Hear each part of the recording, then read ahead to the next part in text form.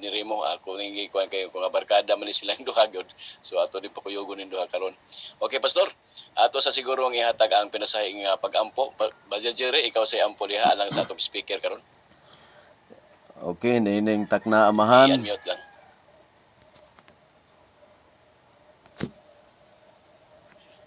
Okay, mag-ampo na doon.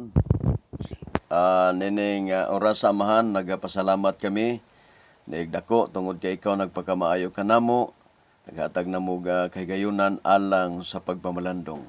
Panalangini si Pastor Remo sa iyang nindot nga mensahe, nining matahom nga kabuntagon. Ug ilabi na gyud o Dios ang Yok FM nga magapadayon kini hangtod sa imong pag-abot. Salamat o Dios sa paghiusa ug pagpasaylo sa mong sala sa ngalan ni Hesus. Amen. Okay, magkabaglaw mga atong speaker karon dili na nato ni siya bag-o pa no. Ato na gini siyang kaila suod na makapaglaom, ilabi na sa ilahan Sister Belen, Brother Benhor, Sister Alma, ug pa nato diha mga viewers ug mga listeners. So kabisado na kay mo kang pastoral ni Remo. Kay ang iyang programa kada alas 8 to alas 9 ana kanunay makapaglaom sa atong internet home radio. Okay, so ang atong speaker karon ato ipaila-ila ni atong wala pa nakabalo igsoon, wala pa nakaila. Siya ang ako nga usa sa mga suod nga higala, pastor. Okay, usa sa mga suod daghang matag mga higala pero usa sa atong mga suod nga higala.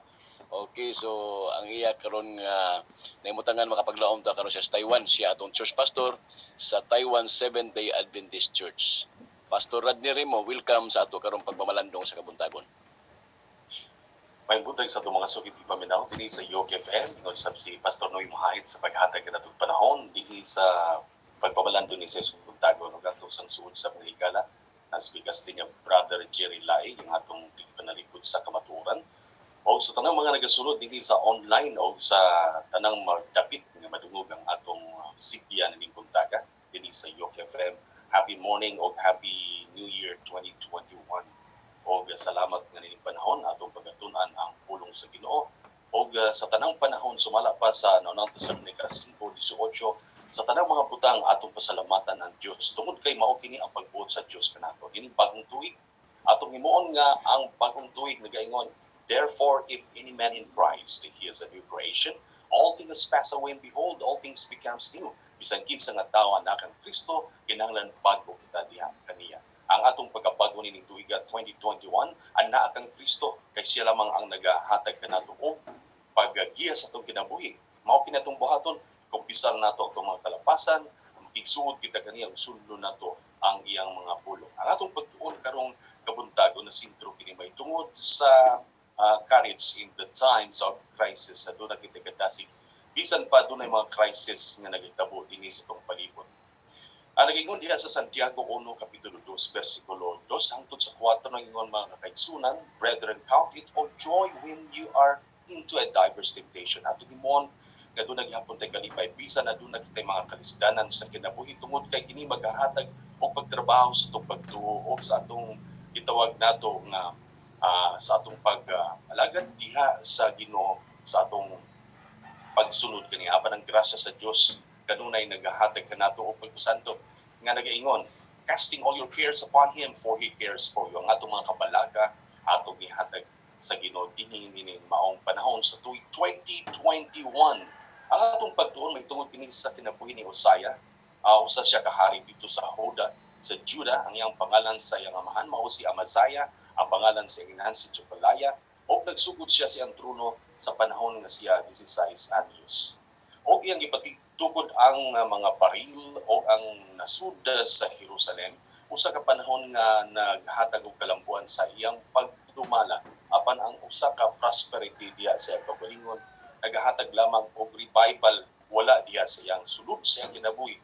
Makita nato ang kalambuan sa iyang gawas sa iyang kaugalingon nga pagdumala apan sulod siyang mismo sa iyang kaugalingon walay espirituhanon nga kausaban mausab makaigsunan sa tubig na pusa. Ito nakita gitawag prosperity sa bagong tuig 2021 apan diha sulod nato walay revival and reformation sa sulod sa atong kaugalingon. Ang Dios wa nagatan-aw sa atong gawas apan siya nagatan-aw sulod sa atong kaugalingon.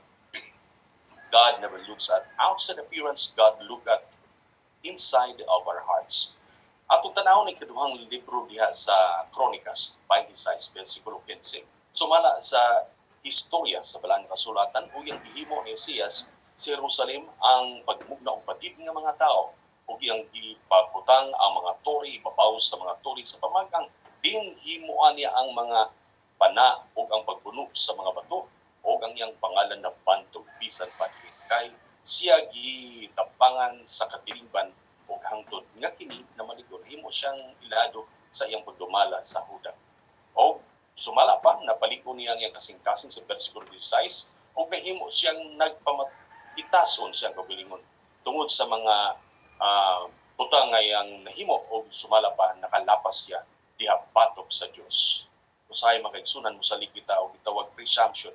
Nakahimo kita mga butang nga maayo niya atong ipresyon nga kita ang makadala og dagkong butang. Sumala pa sa bersikulo 17 ang balang kasulatan nagingon og si Asarias nga saserdote minunot kaniya ug uban pang kaniya mga kawaluan ka mga saserdote ni Hiuba nga maisog nga mga tao og misukol kang Uzias nga hari. Og nagingon kaniya kana dili nimo katungdanan ang pagsulog ug insinso ngadto kang Hiuba. Mao kining bulhaton sa mga saserdote ni Aaron og mao kining gihatag nga bulhaton alang kaniya. Og sumala pa sa balang nakasulatan si Uzias nasuko pag-ayo. Tungod kay yang himo nga siya ako sa ka hari o yang gi-presyon mo sab nga siya ang usa ka saserdote. O siya may usa ka insensaryo diha sa iyang kamot sumala sa bersikulo 19. Og samtang siya nasuko makaigsunan mahigala adunay sanla nga miabot sa iyang kaugalingon. Leprosy miabot kaniya sulod diha sa iyang kinabuhi.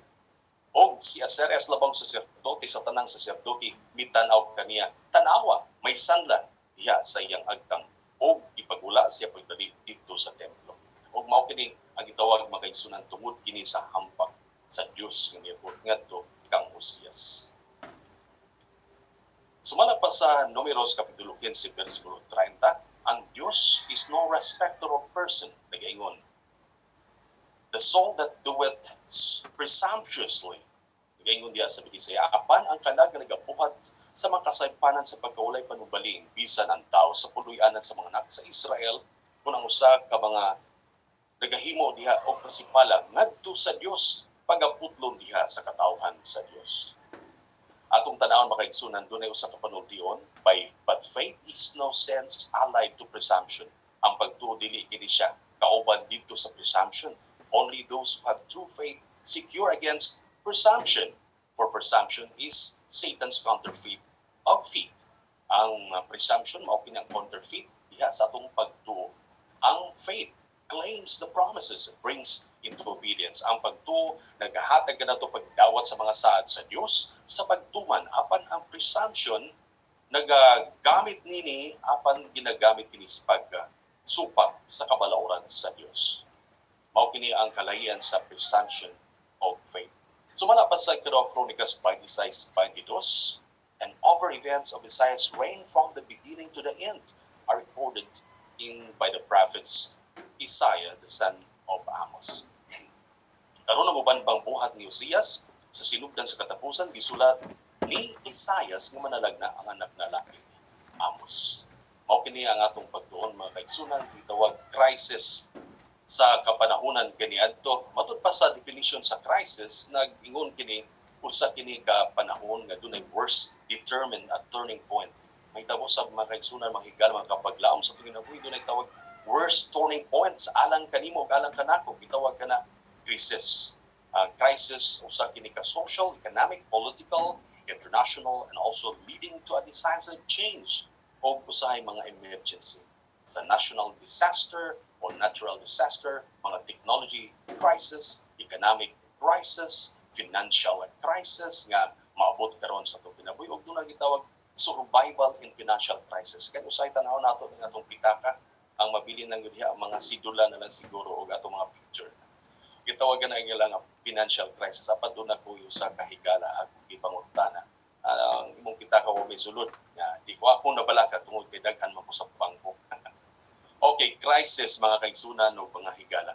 Environmental crisis, mga pagkaon, food crisis, o sa atong global crisis, o doon na ginatawag nato nga personal crisis. Ganito na ginatawag nga middle age crisis. Nga magsugod na ang abot atong edad 40, musugod na ang crisis, musakit na ang atong likod, ginatawag na mga crisis sa atong kinabuhi. Even our senior age crisis diya sa pamilya o bisag usab sa atong mga buluhaton.